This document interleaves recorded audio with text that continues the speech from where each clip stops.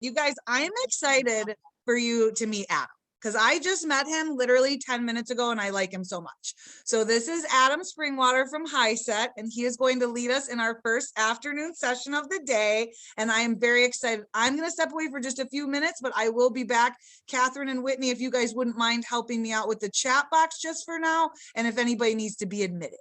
Thank you so much. Well, hey, everybody. Renee, you win the best hat of the conference so far award. I love how you sport that thematic stuff. I love how the bulk of our conversation was about the first part of our conversation was how you support your students. And I've been an adult educator for, I'm going to feel old now. I'm going on my 30th year. And I always tell people when we do workshops, there's 3 things that I want to focus on: your students, you, and your programmatic goals, in that order. And the way we started our conversation, Renee, with your focus to your student just speaks to my heart. I like you already also. Anybody who has their students' needs at the forefront of everything is okay in my book, because if we don't take care of our students, how are we going to expect them to learn? It's actually called the affective filter. Whenever we are stressed, it's an easy acronym, FAT, frustration, anxiety, tension.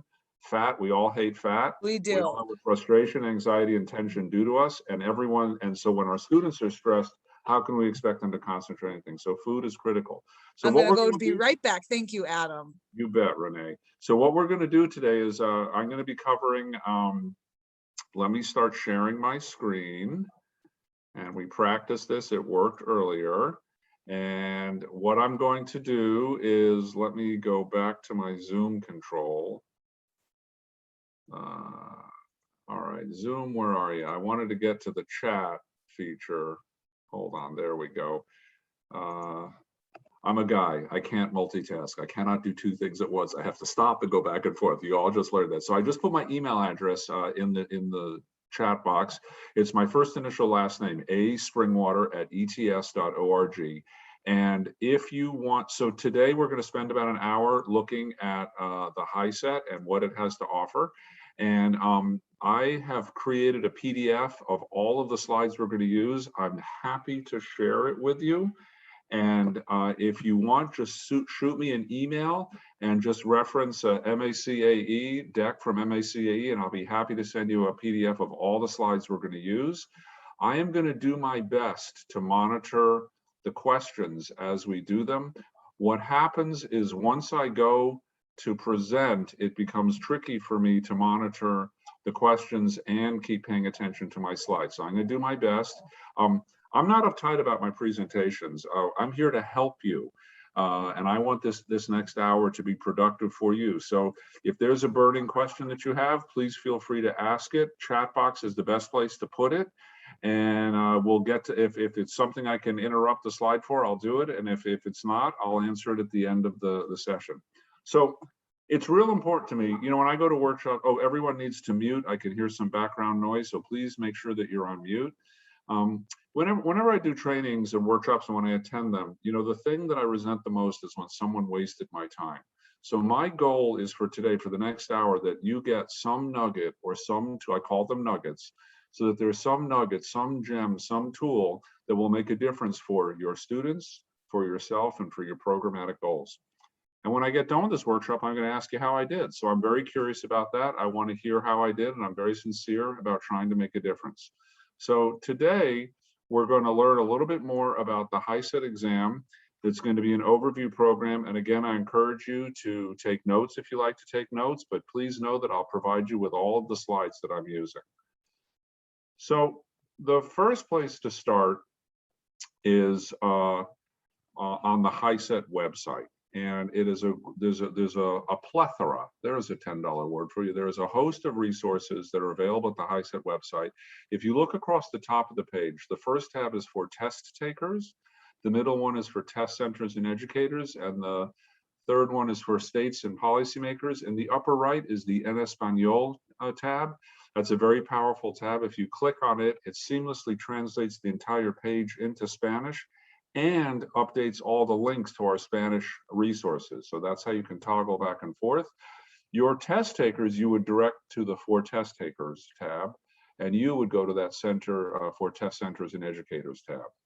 So you can see on this first page, There's the first thing, most people are going to scheduling. There's a scheduling tab. There is a what is an HSE credential. HSE stands for high school equivalency. Many students still need to be made clear.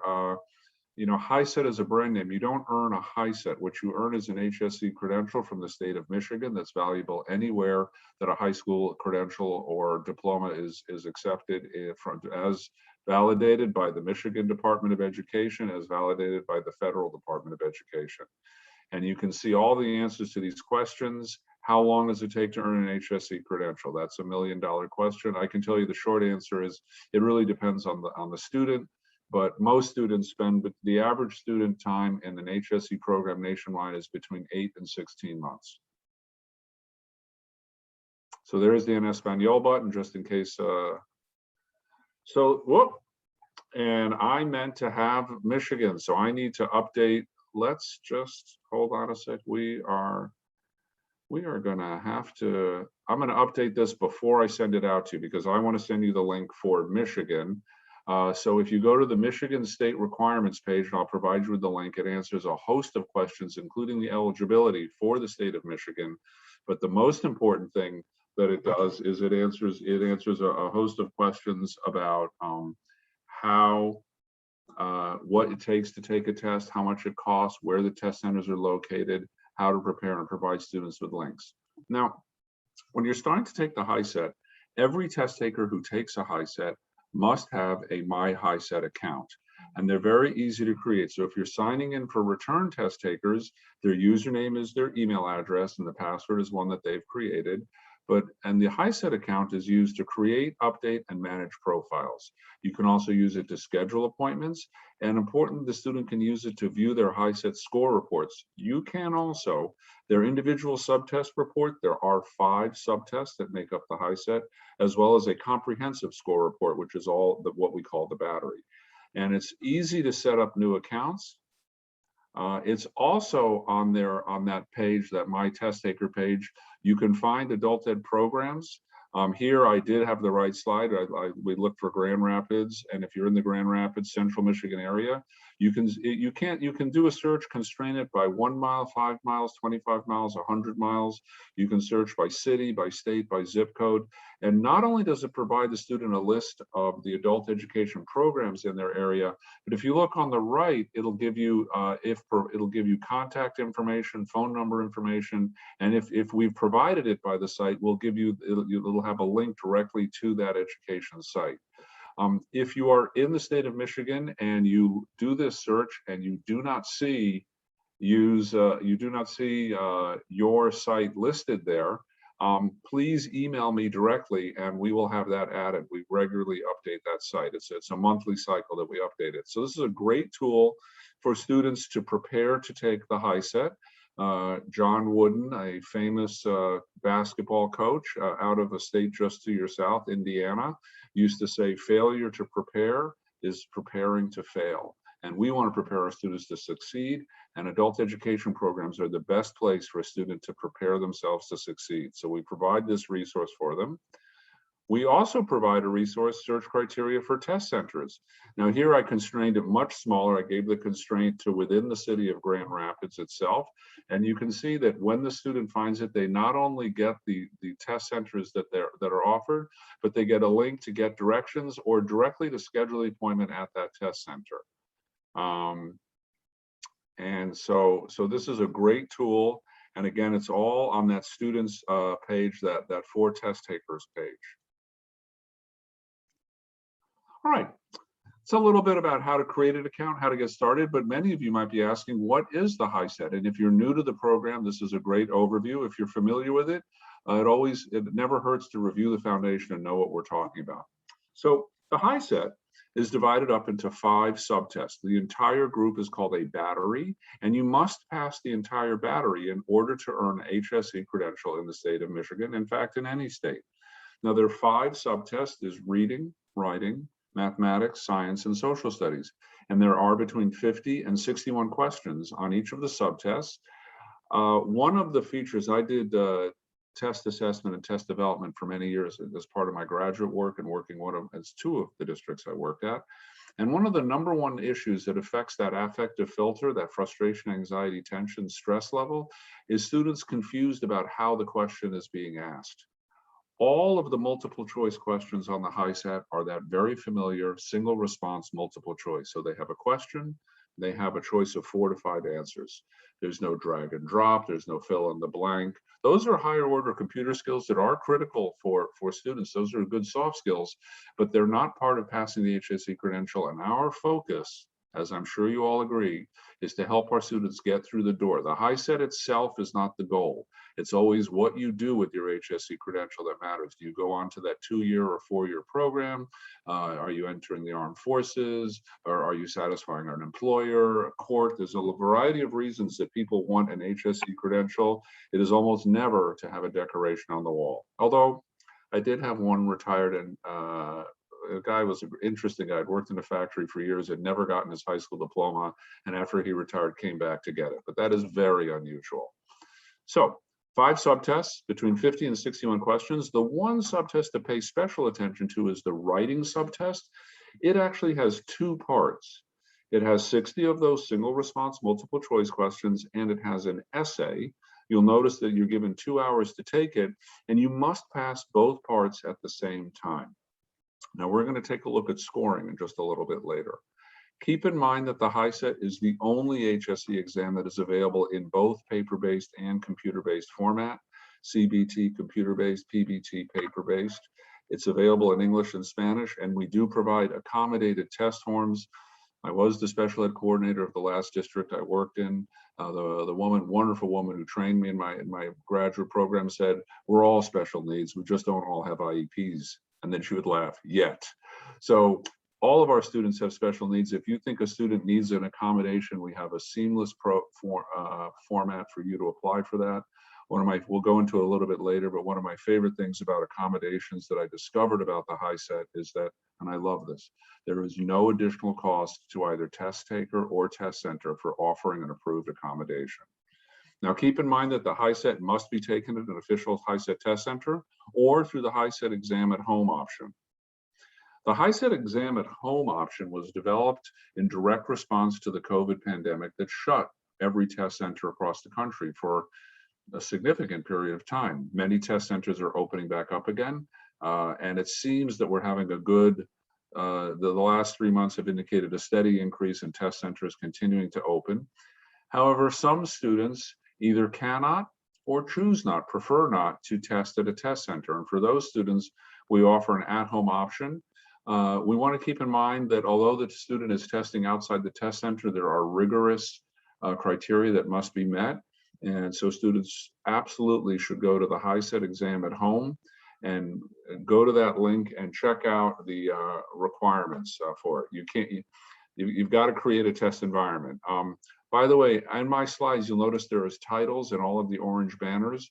Those are Google searchable titles. So you can certainly try to get this link into your URL search bar, or you could also just search for HiSET exam at home option, and it'll be the first response that comes up. Test scores, I mentioned them early. So if you'll remember, all right, class, let's see what we remember from 3 slides ago. There are 5 subtests. There's between 50 and 61 questions on each of the subtests. The written portion has 2 parts, multiple choice and an essay. All of those subtests, all 5 of them, whether it's 50 or 61 questions, are scaled on a 20-point rubric, 20-point scale. And on that 20-point scale, 8 out of 20, or roughly 40%, is what is passing. That is in line with college and career readiness standards that indicate that the HSE exam should indicate passing knowledge of about the 40th percentile of the average high school student in the United States. So you need 8 out of 20 in order to pass a subtest. However, there's 2 caveats that are very important to pay attention to. The first is that on the written subtest, although you need a minimum of 8 out of 20 in order to pass, remember there's that essay question. That essay question is worth up to 6 points, and at least 2 of your 8 points must come from the essay. So an easy way to think about this is, of those 20 points, 14 come from the 60 multiple choice, 6 of them come from the essay. You need a minimum total of 8 to pass that subtest, And at least 2 of those 8 points have to come from the essay. Another way to look at it, and this is what I share with students, is go figure. It's a written subtest and you have to write an essay in order to pass. So there you have it. Now there is one last thing. The minimum will help you in one area, but it will not help you in all areas. You have to have a total of 45 of the possible 100 points on all 5 batteries in order to pass. So what I also like to tell students is, and instructors, is that you need to do better than the minimum on at least one, if not all, of the subtests. So you can get by with an 8 out of 20 on one of the subtests, but you're going to have to make up that point and make sure your total is 45, because 8 times 5 is only 40. One of the other features of the HiSET that is very valuable, especially for students going on to 2-year and 4-year programs, is the college and career readiness scores. If a test taker scores at 15 or above on that scaled score, they earn that CCR readiness, which indicates readiness to take matriculate credit-bearing courses at 2- and 4-year programs. And on the written portion, at least 4 of those 15 points must come from the essay. Well, we talked about reports. Now, one of the things that I have had quite a few students, I have never had a student or an instructor or an administrator ever say to me after a test, the student, I don't care how I did. Or the instructor saying, yeah, it doesn't matter if they pass or fail. Or the administrator saying, who cares? Everybody wants to know that burning question, did you pass? Students want to know it right away. So the score report, we're going to look at the individual score report and then the battery. And what I love about this now, I know many of you have looked at reports, and I know you can relate to this. When you're looking at a report and you're just trying to figure out, did they pass? Did they not pass? What is this number? What does 142 mean? Where are these numbers coming from? And if you look at the HiSET individual test report, right there in a big blue box, right in the middle of the page, it says, did you achieve the minimum score? Yes or no? So it's very easy to indicate. Now I chose the language arts to show you that it breaks it down. Language arts writing, the score was 15 out of 20. The minimum, it gives you the whole rubric right there. What you scored out of 20 and what the minimum was. And if you look at the essay, of those 15 points, 2 of them came from the essay. You can look at the, on the far right, it says, yes, yes, yes, you passed. Now, what I also like as an instructor is if you look at the bottom part of the individual test report, it breaks down the performance summary, the content categories. So you can see that the 3 main content categories, this student did extremely well in organization of ideas and language facility. And if they had not passed, I would want them to look at writing conventions. And even if they did pass, this is a fictional student, Michael Robinson, I would want Michael to know that or if that's, yeah, Michael, I'm going to assume it's a male, but we don't know that. When Michael goes on to their 2- or 4-year program, I would say you're going to want to improve your writing convention. So a tremendous amount of information presented here on a page, but the burning question, did you pass, answered right away. Same thing is true with our comprehensive score report. Again, right smack dab in the middle of the page, hits you like a headlight. Did you pass the HiSET exam? Yes or no? And then if you look above it, it gives the qualifying criteria. So have you taken all 5 of the HiSET individual subtests? Did you meet all 3 of the HiSET scoring criteria? 8 out of 20, 2 out of 6 on the essay, and a total score of 45. And it even gives your total score right there. This student scored a total score of 78. They did quite well. And then if you look down here, you can see that this student, their highest scaled score, I liked choosing this because Michael, if you look at his or her first score report, she hadn't actually achieved the college and career readiness indicator, but on this score she did. And so she got a college and career readiness. She will have a college and career readiness indicator for this test. And you can see the highest score, the date, and whether or not they passed. Very, very informative document. Now you can imagine if they hadn't passed, this would be a roadmap to success, which ones still need to go, or which if there was one that was missing. Now you can find samples of the score report, and as you can see, I provide you with links directly. In this entire slide deck, I'm always going to provide you with the links to provide the resources that I'm referencing to. Another document that, quite frankly, when I started with HiSET about 6 years ago, was priceless to me. So the program manual, the HiSET program manual is critical for running the HiSET testing centers. And those of you that are test administrators and chief examiners are already very familiar with it. But another document that I found truly priceless and well worth the time, worth printing it out and having a copy on hand, is the test at a glance, or what we refer to as the tag. So the tag is available in interest, in English, or in Spanish, and it answers 3 burning questions. It tells you what's on the test, how it's assessed, and why it's assessed. And it tells you a lot of other details too. So it gives you what's on the test, the content categories, how it's assessed, the process categories with descriptors, and then it also gives you the depth of knowledge, the Webb's DOK level, so you know what types of questions are there. I can tell you over 70% are level 2, but regardless, it gives you that information. But then why it's on the test, I love this, it actually also breaks down what the career and college readiness indicators were that are covered, so that students, even if they don't quite understand the CCR standard, they know why it's there, because adult learners are very keen. They want to know why I need to know this. So let's take a look at an overview of that. Here's the math one on the upper left, what's on the test. Now, if you look at this, if you're seeing this for the first time, I want you to ask yourself, does this information appear accessible to me? I start with math because math is often the boogeyman. Well, Halloween's coming up, so math is the trick or treat portion of the subtest. Math and the written portion generally have a competition to see who scares students the most. And math, and I do a workshop training on math, I'd be happy to do it for Michigan, really taking away that boogeyman, because math is not that complicated. In fact, actually, the number one reason why students get a problem, any problem wrong, but specifically in math, is not because they don't know the answer, it's because they didn't understand the question. So how can we best prepare students to take and pass the HiSET or any HSE or any high stakes test, is to tell them what's going to be on the test and how it's going to be assessed. So if you look at this test at a glance document, you see this pie graph, you can see, so geometry is one of my favorite topics. I worked in the trades for a while, and I love drawing triangles and squares and angles and calculating that kind of stuff. Measurement geometry are on the test. Numbers and operation are important. Data analysis, probability and statistics, those are all important. But the overwhelming largest portion of the HSE exam in mathematics on any of them, but on the HiSET, is algebraic concepts.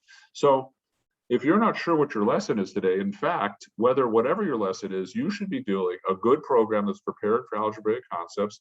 We'll do 15 minutes of daily practice on fractions, decimals, percents, and integers, exponents, and order of operations. I guarantee you in algebraic concepts, specifically linear algebra, those are the 2 areas that will help students pass. If you really just practice those 2 things, and if you remember that you need 8 out of 20, roughly 40% to pass, or 45% to make the minimum, the 9 out of 20, you're going to be preparing your students to be successful. So not only that, it gives you the content categories. It'll break it down specifically. If you give you an example and break down specifically what is being tested so that you know that your program is helping them. And if you look on the upper right, you'll see those are the college and career readiness standards. So students have a sense that you're not just guessing. This is specifically why it's on the test. Reading, let's take a look at the same thing. Now we're going to look, so I encourage you to go to the test at a glance and take a look at that for yourself. But you can see the reading right away. Okay, how long is it? 65 minutes, 50 questions. What kind of questions? Oh, that's right, Adam. It's that familiar single response, multiple choice questions. All of them are that way. I can relax about that. What are the content categories? Oh, okay, so most of this is going to be on informational text, which makes sense because adult learners, once you get beyond middle school, although we had a wonderful talk about the Harry Potter books at the start of this, that's literary text and it is important. Most adults and adult ed programs are focused on informational text, teaching adults how to read for information.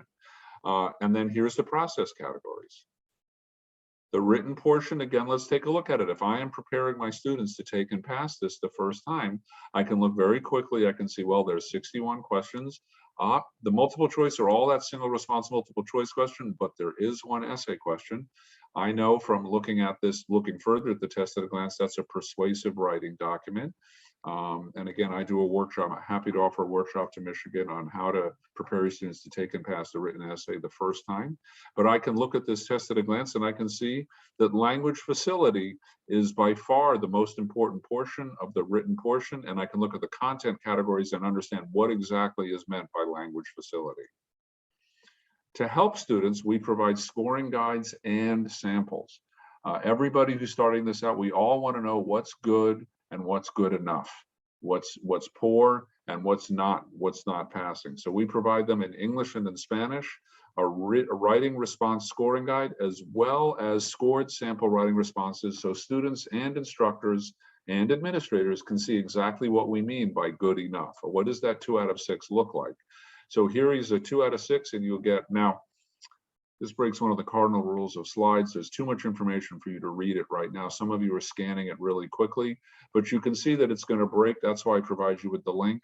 You can see that it'll tell you what is inadequate, what is limited, what is some, and what is competent. And that 4 is critical because that's where the current college readiness indicator starts. And again, what is clearly competent and highly competent.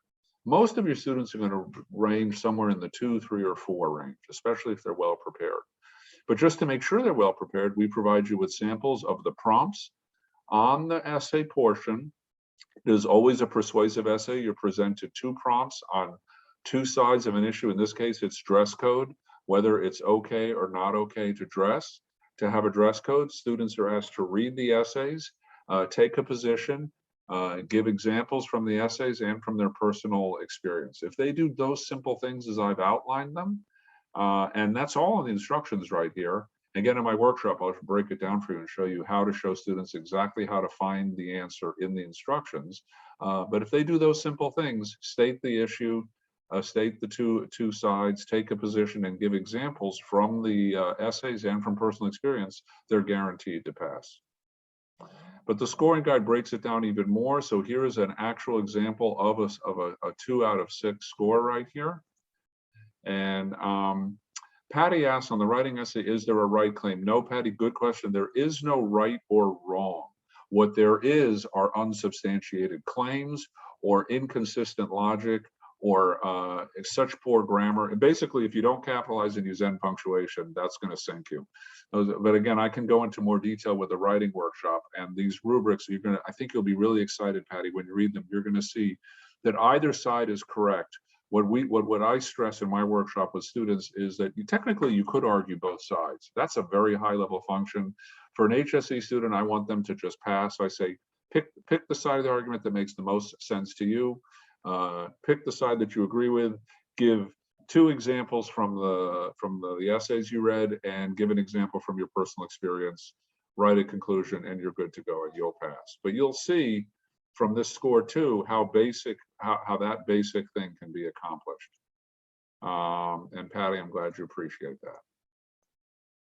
The math, we took a look at it in depth, but again, if you're looking at this as a student, ask yourself, is this accessible? Yeah, clearly algebraic concepts. I just can't stress that enough. Fractions, decimals, percents, and exponents, and order of operations. 15 minutes of daily practice on that will definitely go the biggest way for helping a student pass. We get a lot of questions about the calculator. I just want to go back for a second. You'll note right here, it says the calculator neutral.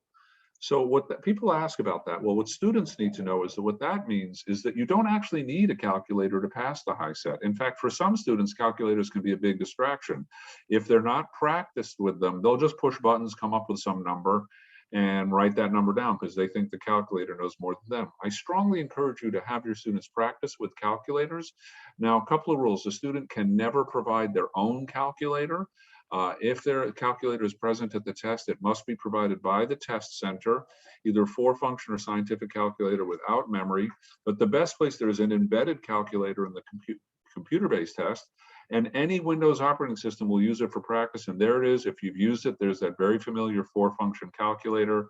And here is a screenshot from the actual test. And you can see they click on the upper right here, calculator, and they can move this calculator around. There's another thing that we get a lot of questions about with the formula sheets. Formula sheets are provided. I'm going to show you samples of them, but we often get questions. There's 3 formulas that are notably not on there. There's a lot of them that are. So the distance and Pythagorean formulas are critical for passing any HSE exam, but CCR, College and Career Readiness Standards, specifically call out that they have been memorized by the student. So that is why they do not appear on the formula sheet. A simple workaround is always encourage students to take a look at notes just before the test starts.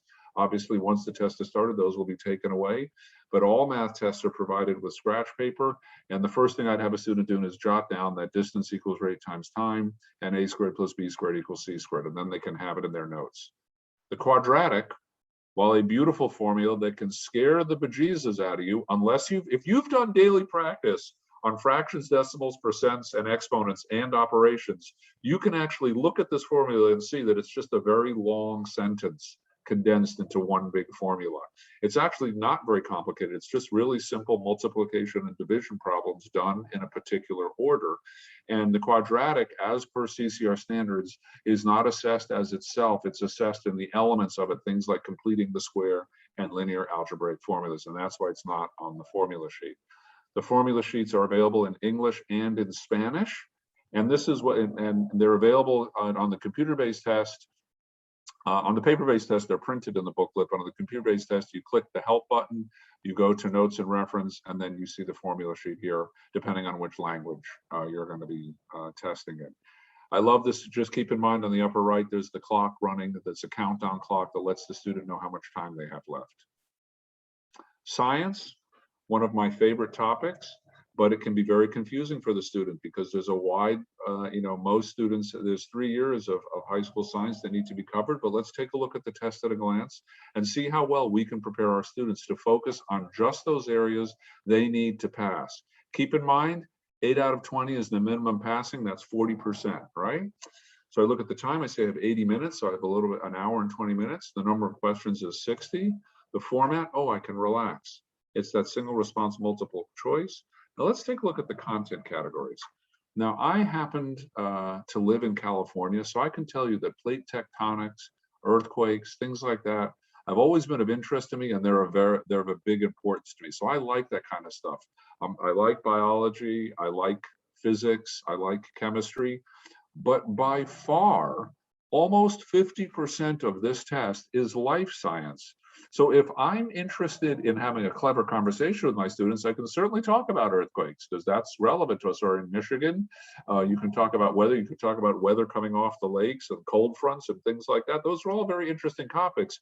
But life science is specifically what's tested on this test. So if you click on the test at a glance, you're going to see it breaks it down specifically DNA, predatory patterns, that what is about life science that's on the test so we can prepare our students to take and pass that HiSET the first time. Same thing is true with social studies. Again, if you break it down, you can see you have 70 minutes for it, 60 questions. They're all single response multiple choice. And I love geography. The Great Lakes region is a fascinating region to look at. There's a lot of great geography there, world geography. Economics is something we're all very interested in, but by far 70% of the test is on history. And if you click on the test at a glance, you'll see what we really mean is US history, big, heavy focus on US history, and civics and government, US government. So if I'm going to prepare my students to take and pass the test, I'm not going to spend an awful lot of time on geography because that's only 10% of the test. All right, I'm going to pause for a second and just check the chat box. I don't see any questions, so we'll go on. Hopefully you have found that that test at a glance will be a valuable resource for you. Now, accommodations, I think I mentioned I was the special ed coordinator for the last district that I worked for. Accommodations is an area that we get a tremendous number of questions about. And so I'm going to say it and I'm going to repeat it many times. Accommodations, we have a disability services department that decides, people always want to ask me, well, what is covered and what isn't? And they decide this on a case-by-case basis. So there is no boilerplate. So please hear me, I'm going to repeat it again.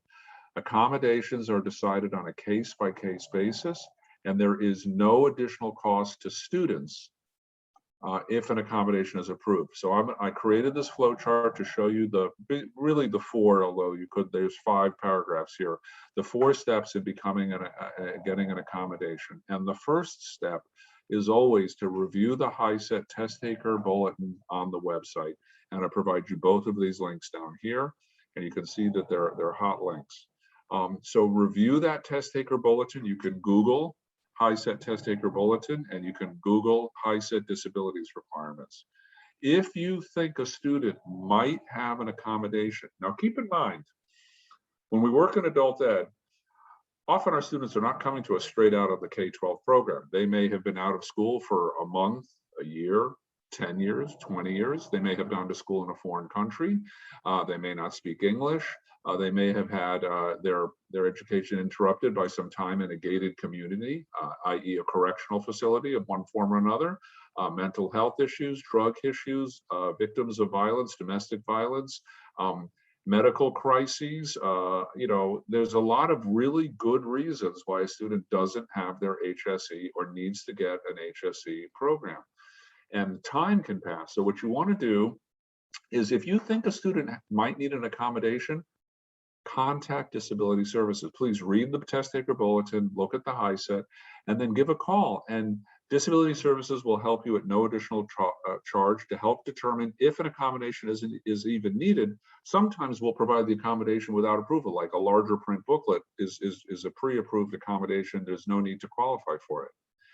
If after you've read the HiSET test taker bulletin and looked at the website and reached out to Disability Services, and they're very accessible, you guys all feel that there's a need for an accommodation, you fill out the form, that's the second step here, and gather supporting documentation. If documentation is missing or maybe never existed, Disability Services will help you provide it. Sometimes a teacher testimony is all that's needed. Once you've got that information, you submit it. Often I get the question, well, how long does it take? I can tell you that the official recommendation is 4 to 6 weeks, but my practical rubber meets the road experience is it's never too soon to apply for an accommodation.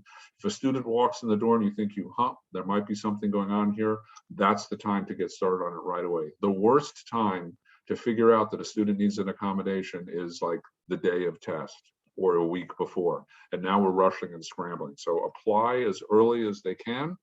Disability Services may require more documentation, and they will help you in ways to either reach that, get that documentation, or recreate it or provide it anew. Once they're approved, Disability Services steps in large and in charge and will work with the student to schedule, as well as with the Disability Services. Question, is documentation needed for each test? Patty, great question. The disability application form allows you to indicate 1, 2, 3, 4, or all 5 of the tests. Patty, if I had a student who had not taken any of the exams and I thought they needed an accommodation for a particular test, you should consult with Disability Services, but I would be surprised if the best path wasn't to apply for that accommodation, get it pre-approved for all the tests. The worst is you get an accommodation pre-approved and determine that it's not needed. It's a lot easier just to say, you know what, we don't need the reader for this test. We can do without it. Good question, Patty, thank you. So even though I said it's a case-by-case basis, I know that I will get questions about, well, what is approved? So I want to show you, here's a list of the commonly approved paper-based PBT and CBT computer-based accommodations. By far, the most commonly approved one is extended time. These are the top 10, a separate room, but this is by no means an exclusive list. This is just a guideline. And there's a variety of accommodations that are provided for ADHD, psychological or psychiatric disorders, learning or cognitive disabilities, physical disorders, chronic health disabilities, intellectual disabilities, and hearing and visual impairments. And is this a comprehensive list? No, Adam, you just said it wasn't. This is just a guideline for us to get a sense of what should or shouldn't be applied. But again, if you have a question about it, what should you do? That's right. Go to the website, look at the test taker bulletin, review the disability requirements, and then reach out to Disability Services and get an expert opinion. Here's the accommodations form, and Patty, if you look right here, you'll see the test or tests that I'm applying for. So you can simply click the box that says all 5 tests, or you can click the individual tests. And I hope I provide this form to show you how easy it is. You can request pre-listed accommodations, or you can work with Disability Services to find the accommodations. Melissa, thank you for the kind words. All right, let's go on. And here are the links. I like to provide this as a practical tool you can use. Catherine asks, are accommodations available for the HiSET test at home? Yes, Catherine, they are. And Catherine, again, if you go to the HiSET at-home website, you will see that there are 4 simple boxes, and one of them will link you directly to applying for accommodations. Really, the HiSET at home is identical in format to taking a computer-based test at a test center. The difference is you are just not at a physical pre-approved test center, which means that we have to be more scrutinize the environment in a different manner. And ProctorU handles that for us. So great question. Again, here's the accommodation policies and the documentation guidelines. I know that these will be near and dear to your heart. You can Google HiSET accommodations, policies, and guidelines, and it will take you to these links, or you can get them straight off the PDF that I'll provide you. So accommodations is one of those things. I'm glad we got a lot of questions. I know that many of you are thinking about questions that will occur to you the moment this webinar ends. Please feel free to email those questions to me, or again, look at the test taker bulletin, take a look at the website. We provide very good resources. Now, Catherine asked, are the testing centers different from GED testing centers, or are GED testing centers also HiSET testing centers? So GED and HiSET are different HSE exams. I've taught the GED for years. There's nothing wrong with it. It's a great product. This is not HiSET official policy, but my personal opinion is I don't know why you wouldn't want to have both tools in your tool drawer. There's a variety of reasons that make students comfortable with one or the other, but a test center can offer both of them. That is up to the test center or to Michigan State policy, which I don't set.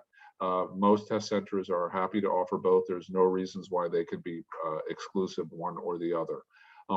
If you want to contact me by email, I'm more than happy to have a conversation with you about what both of them offer.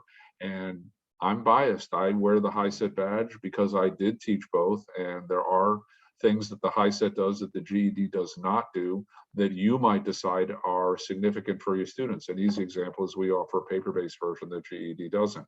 But again, you know what's in your students' best interest, so you make that call for yourself. And the HiSET is paper-based. Yeah, so Whitney is jumping in, helping me out there, Whitney, and Tricia Kane that is definitely our state director. So thank you. Hey, this is a team effort. I love it. Thank you all. All right, let's take a look at test preparation for resources and bring it all home. And I'm not sure what you mean. Patty, let's wait till the end and we'll try to get more of your questions. GED does also offer an at-home version. I'll just be honest about it. HiSET offers a platform that's been a lot more robust and doesn't have any pre-qualifiers. That's one of the things that has made it very powerful. But again, you should go to the GED website and look at their site criteria, and go to the HiSET website and look at our site criteria, and then decide what's in the best interest of your program and your students. Test preparation and resources, one of my favorite sections. So here is that test taker bulletin of which I have spoken so much. And you know, a good teacher doesn't just describe something, but actually shows it to you. So let me show you what the test taker bulletin looks like. And if you look from the table of contents, you're going to see that it answers basic questions. By the way, that HiSET state requirements page also answers all of these questions. And when I send out the PDF, I'll send you the link to the Michigan one, although it's easy to look up. You can just do Michigan state requirements. But what is the HiSET exam? How much does it cost? How do I pay for it? What will I be tested on? How do I register? Why do I need my HiSET account? How do I schedule? What are the requirements? There is that question we've been covering just quite a bit. Do you provide accommodations? What will happen on test day? How do I reschedule my testing appointment? What if I need a refund? Who should I contact if I have a complaint or issue? Contact information. How to request accommodations? When will my scores be available? And what are the policies I should be aware of? I think you all agree that this is a pretty substantial list of frequently asked questions that would and should be on the mind of every test taker and every test administrator. Again, this is available as a bulletin that the student can download as a PDF. All of these questions are also answered on that state requirements page. The HiSET at home is only computer-based. That is absolutely true. The function of the HiSET at home, it can only, the at-home test has to be monitored through an online proctor, and the only way to do that is through online testing. If you can figure out a way that someone can do a paper-based test at home in a secure testing environment, you have quite a you'll make quite a bit of money. I've thought about this for many years, and I don't know the answer there. Patty, I'd love to have a cup of coffee with you, and let's hash that over. Back to the HiSET Test Taker Bulletin, we provide a tremendous number of test prep resources. We provide general prep information, study companions, sample questions. You've seen some of these already. Scored sample writing responses, writing response scoring guide. These are all on the resources. If you look, it's a pull down tab at the top of the page. So there's a prepare tab and a resources tab. And the resources tab is going to provide all these documents in one place. You can also Google search them and it'll bring you right to that direct link. Practice test companions, practice tests. The Are You Ready to Take the Exam is a great document. It takes all of our practice tests and it shows you what is the minimum score that we feel our statisticians have shown indicate the highest likelihood of passing. We provide you with blank answer sheets to practice with, the formula sheets, and my favorite price, free practice tests, although there are also online practice tests available for nominal fees. We also provide resources for educators, which are also good for test takers. Reference guides, roadmap, Are You Ready? That document I talked about before. If you look at it carefully, you can see it gives each of the practice tests and what is not yet prepared, satisfactory prepared, prepared, and well prepared. Clearly in my programs, I was aiming for the well prepared category because of that affective filter. You always know that students are never going to perform as well on a test as they did on a practice because of anxiety. And then, of course, we provide you with scored sample writing responses, writing response scoring guides, and these are all resources available at our printable resource page. There's a wide number of test providers that we work with. There's a number of vendors. Essential Education also provides our online practice test, and also put New Readers, Aztec, Burlington. There's many more, and there's a link right here for the online providers.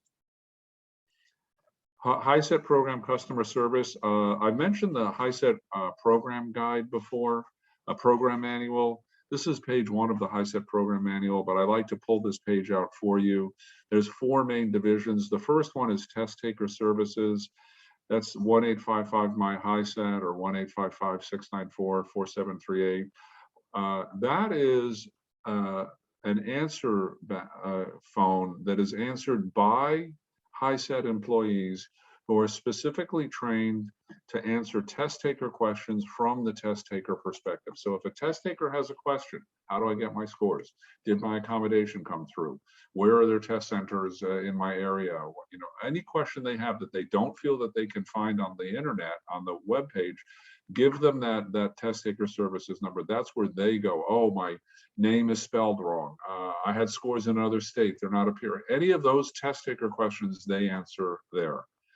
The second one is the one we've talked a lot about, disability services.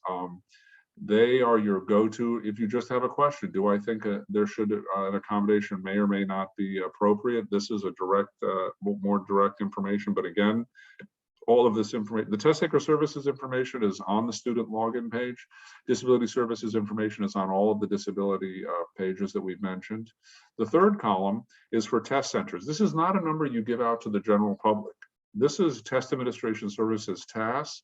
Those of you that are already test centers know that TAS does all of our heavy lifting. These are great people who work for, we don't offshore any of our services, and they'll provide answers directly to you. Support. If you're not sure who to ask a question, TAS is always a great place to go.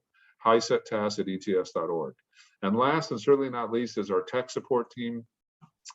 They help primarily with things like firewall issues, getting technically set up. You know, you may be offering computer-based testing, and there may be some tech issues. You may need some help with making sure that your networking is working effectively. Yes, traveling proctors is a good solution, Catherine. It's not cost effective. That's the problem. To have traveling proctors, what are we going to pay these people to go to people's houses to make it cost effective? That's there are solutions. I guess, Catherine, the part that I want to look at is what's going to be cost effective. Most of my students, and I'm pretty sure most of yours, are not, they're not getting high school diplomas because they're fiscally secure. Let's just put it that way. All right, well, that brings us to the end of the presentation. My national director couldn't join us, but I was happy to be here. Again, here is my email address. And if you want to unmute, I'm happy to take questions now. I sincerely hope that you found this useful. I try to provide information that I think you are going to find useful. Again, if you want, I'm going to put it, well, it's right there on the slide, my email address. And feel free to email me for PDFs of all of the slides that I used. Be sure to reference that it's the MACA, the McKay program that we did. And I will be sure to update that slide number 4 so that it's actually a clickable link for you to go straight to the Michigan State page. So do we have any questions that people would like to ask at this point? Please feel free to unmute yourselves. I see Adam, we Renee did is have back. one in the chat box. Renee, I got a critical question for you. Yes. Were you able to get the food delivered?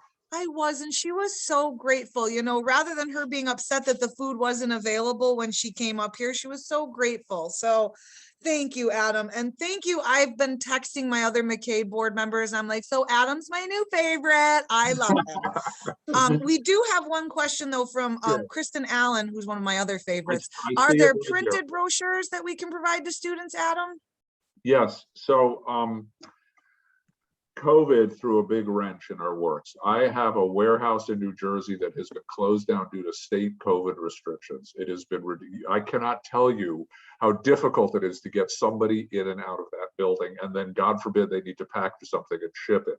So as COVID normally, I don't know, normal's a setting on the washing machine. So I don't know that we're ever going to go back to normal again, but whatever the new normal is, Whitney, you feel my pain, don't you? Whatever that new normal is, we're going to work on trying to provide those resources for you. But Kristen, what I can tell you is print ink is very expensive. So the short, and this is not the answer I want to give. The answer I want to give is yes, we have resources. I'll ship them to you. Just send me the mailing address, but I can't do that right now. So, but what I can do is tell you that you can provide the links directly to the students themselves, and they can access them on their tablets, their smartphones, a little small. They can print them themselves if they need to. But unfortunately, currently, the only way we have that access is through those links that are on the internet. I have to tell you, honest truth is I had a stash for a long time, but I felt like I was in one of those Survivor reality shows. I ran out about 6 months into the pandemic. I mean, I don't even have any more pens to send people anymore. You know, that's bad. So I don't want to make light of the situation. You know, I mentioned economics before. The vast majority of my students, in fact, all of them are good, hardworking people. Most of them are economically challenged. So to ask them to print things is asking them to do something. There is a workaround. I'm a big fan of public libraries. Renee and I talked about books earlier. Many public libraries will allow library members, which are free, it's free membership, to print on the library printer. So that may be a local resource. There are workforce readiness centers, one-force centers, local areas that will allow that kind of printing to go on. So there are ways to work around it. But unfortunately, we don't have it. Now, let me see. We have something, I think, psychologist. Yes, absolutely, Kristen. I'm old school. I talked about the program manual. I'm at my work desk right here. I printed a copy of it right here. I keep it with me. It's one of my best. I'm old school. Computers did not eliminate my printer needs. I spend a lot of money on ink because I like to write things. I like to hang things on walls and look at them like that. But that's just, but every learn, you know, it's spaghetti on the wall theory of learning. We all learn differently, we all learn different needs. Most of my younger students think I'm ridiculous. I'm sure you have the same experience, but you know, I just look at them and remember how I felt about the older people when I was teaching. When you try to convince someone the GE is just as good as recognize the GED, but the printed packets feel a little low budget, Kristen, I feel your need there. So let's take a minute and take that head on, because that's the issue. I've played both sides of that street, and I wear the HiSET badge now. I'm not going to be a wolf in sheep's clothing. I'm not going to pretend that I don't have an opinion or a bias. But if you weigh that, if you do the Ben Franklin thing, you know, Ben Franklin was the one who originated fold the paper in half, pros and cons, make the list, and then look at the list. It's called the Ben Franklin method. I've used it with, when you set goals and plans with students, it's a great tool to use. So if you use the Ben Franklin method with the GED and the HiSET, one of the things GED has that HiSET does not have is GED was the only game in town for 40 years. GED is like saying, make me a Xerox of something. You all know what I mean, but that's a brand. Canon copier would have a big issue with that. If I say, get me a Kleenex, you know what I mean. but but white tissue is the product. So one of the things that I do, and I take that on, is, and this is where choosing between GED and HiSET can be a non-academic. Some students are simply more relaxed, choosing something they know. And even though I work for HiSET, I would never recommend making a student unnecessarily uncomfortable. You can pass either one and get your HSE. The HSE enjoys a much higher pass rate. And I can give you academic reasons why I think that is. So that single response multiple choice is one. The higher level questions in reading comprehension are done with paired passages with crossover questions. The separating reading and writing. I mean, I got a lot of reasons why I like the horse I'm riding on, but it's your call to decide. So Kristen, with a GED HiSET student, you got to, you know, almost always, Kristen, let me ask you if you don't get this. Whenever there's a choice, paper-based, computer-based, GED, HiSET, don't they, if you give them the choices, the first question they'll ask is, well, what do you think? And that gives you an opportunity to step in and say, well, if you're worried about name recognition, GED has more name recognition. However, HiSET, you don't earn a GED. In fact, and I'm sure you do this, Kristen, in my programs, when my students, in fact, I just was working with a student about an hour and a half ago, because I still work with students. He said, well, I need to get my HiSET. I said, no, you need to get your HSE. And when you go to your employer, he's currently employed as a plumbing apprentice. I said, when you go to a plumber, you don't tell them you have a GED or a HiSET. You tell them you have a high school credential. That's what you tell them. You don't lie. But you don't want to play that card first. It's like when you get pulled over by the officer and you don't tell them, yeah, well, I was speeding 5 miles back, but I'm not speeding now. You don't need to. If he asks you, were you ever speeding, then you want to answer truthfully, but you don't need to volunteer extra information. So again, to that question of GED and HiSET, HiSET's been around for 2014. Have I beat it to death, Kristen? I'm sorry. Well, let me just say, because we became, after we could no longer do tasks, we became a HiSET test center. But we will tell our students, our goal is to prepare you for whatever test you want to take. Right. And we do use the tissue example. I have my box of tissues here. And in Michigan, everybody calls it a Kleenex. I said, but if it was Puffs, would you refuse to, if you asked for a Kleenex, would you refuse a Puffs because it wasn't the right brand? And we talk about preferences. I prefer the lotion brand of Puffs. I won't use the lotion brand of Kleenex because they have something in that I'm allergic to. We have that conversation. Right. But when we're in a state where, number one, we're trying to convince students that this is just as good of a test, it is just as nationally recognized. And then we have these glossy GED brochures. And this is a minor thing, guys. This is not like a studying materials kind of question like Catherine has, but it's just one of those things that's frustrating because it's like, I have these paper printed stapled materials and students are looking at me like, you're telling me this is just as legitimate. It's the little things like that. And we have colleges around here that are saying, we accept the GED. Well, what about the HiSET? We don't know that the HiSET exists. And I don't even feel like I can present to them something and have them see it as a legitimate test. Does that make sense? Yeah, Kristen, you're right on point, and I wish I had access to my warehouse to change that. If I could, I can give you a couple of points. I'm not trying to convince you one way or the other, but if I was in that, I've been in that situation you've described. What I say very politely, I always say GED is an excellent tool. I'm never going to tear it down. That's not my goal. GED is an excellent tool, but I just want to remind you, which are this, especially community colleges and four-year institutions, they say, but I know that you're aware that nobody earns a GED. What everyone earns is a high school credential issued on the authority of the Michigan Department of Education. So to say someone earns a GED is actually marketing on their part. What someone earns is an HSE, and I hope you would look at someone earning an HSE. If someone, so the question you could come to them is, will you accept an HSE issued by the state of Michigan? And the answer is, of course, yes. At that point, whether they earned a GED or HiSET, that's actually an issue for the Department of Education of Michigan, and Department of Education of Michigan has already decided to accept both of them. Now, Kristen, I just want to be clear with you. Saying that doesn't convince people, okay? All you're doing is planting a seed. You just planted. We've had a tremendous issue, especially with the Air Force. There's 5 branches of the military, 4 of them accept. They don't even look whether it's HiSET or GED. They don't care. But the Air Force is still hung up they're not so much anymore, but we did have some issues with some of those Air Force recruiters who needed to be schooled. Now, nobody likes to be schooled with a big stick. So I like to school with a carrot. The carrot is, it's an HSE and educate. And like your example, the Kleenex is great. Now, your issue about the brochures and the professionalism, yeah, that's absolutely valid. But again, I would go back to the state of Michigan, Department of Michigan Education. I would rest on that laurel. I don't know if that's helpful to you or not. I hope you feel like I heard you. Can we just say, like, how beautiful of a statement is rest on your laurels? I've never said that out loud. That is a beautiful sentence, and I'm going to try very hard to work that into my vernacular, Adam. Thank you.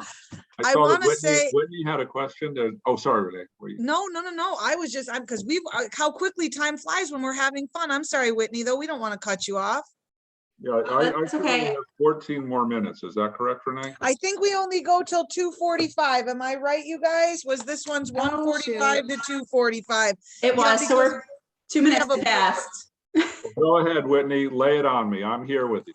Well, I was just going to let Kristen know that we did have that issue this fall with a student who graduated with their HiSET, and back and forth with the college, which is a small little local community college. They were like, we need the GED transcript. And I said, well, from Diploma Center, you're going to get the transcripts from HiSET. Right. Well, we need the GED transcripts. And it's back and forth. And finally, and this was just over email, and may have gone better with a phone call, but just explaining it's the same thing. It's the same certificate. It comes from the state of Michigan with the same seal. Yeah. Adam, you have such good advocates for HiSET in Whitney and Kristen. I just have to say, across the state, Whitney and Kristen are our two that we go to with any questions about HiSET. So, you don't pay them, but maybe you should, because they are very good representatives. And whenever we have questions about this, so shout out to Whitney and Kristen. You guys have always been big proponents of HiSET, and we appreciate this. And like Whitney said, it goes by so fast. I had one at 11 and I kept looking and I'm like, how is it noon already? The hour just goes by so fast when you're having fun. But thank you, Adam. Thank you so much for being here and speaking to us. Thank you, everybody, for coming. I don't know Adam aside from today, but he strikes me as someone who would be very willing to talk to you and work with you if you had any questions. So please feel free to reach out to Adam, and I hope Whitney and Kristen don't mind, but if you need to talk to somebody locally about how they're implementing HiSET into their program, Whitney and Kristen are both having really great results with that. So I love throwing it out of everybody. It's not me. I don't know anything about this, but between Adam and Whitney and Kristen, you got all kinds of people. So Adam, truly thank you. I think you are born to be a presenter. I'm going to look for your TED Talk. I taught middle school. All right. I taught middle school to at-risk youth. I used to try to get middle schoolers interested in linear algebra at 8:30 in the morning. When adults give me a hard time, I always want to say, bring it. You got to bring a better game than that. You are an excellent speaker, Adam. And I just have to say, I am very impressed. You kept us very engaged. This was very informative. And on behalf of all of us, we thank you so much. Can't wait to see you at the next one. You bet. In person. Yes, you got it. Email me, and Whitney and Kristen, thanks for your support. But Catherine, thanks for all the contributions, the questions we got. It was really a productive hour for me. Very productive for me too. To be continued. Thank you so much, everybody. Enjoy your quick break, and we'll see you back at 3.